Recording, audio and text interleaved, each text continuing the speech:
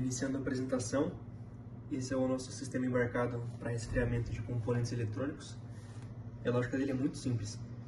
Isso aqui é uma placa Viridog Lab, uma placa que contém vários módulos, tem botões, tem um display OLED, um joystick, que nem dos videogames, e aqui eu estou adicionando externamente um motor com hélice. Parece até um pequeno avião, na verdade. O funcionamento é muito simples. Dentro da placa existe um sensor de temperatura interno que mede constantemente a temperatura do ambiente.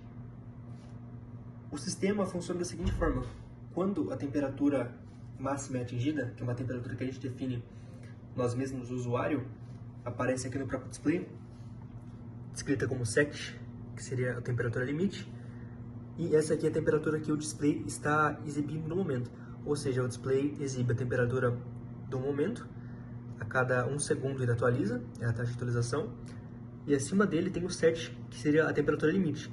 Então, qualquer pessoa pode definir essa temperatura limite, e quando uma temperatura for medida e for igual a essa temperatura limite, ou seja, se a temperatura que aparecer aqui for igual, o sensorzinho vai ativar e a nossa placa vai ativar o nosso motor com hélice, que é o nosso pequeno ventilador, e vai começar a resfriar.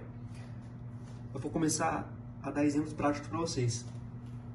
No botão B, a gente consegue aumentar a temperatura limite, no botão A, diminuir. Então vamos lá. A temperatura atual são 31 graus. A temperatura limite são 36. Então vou baixar o limite para que eles fiquem iguais e o nosso caso de temperatura limite seja ativado. Vamos lá.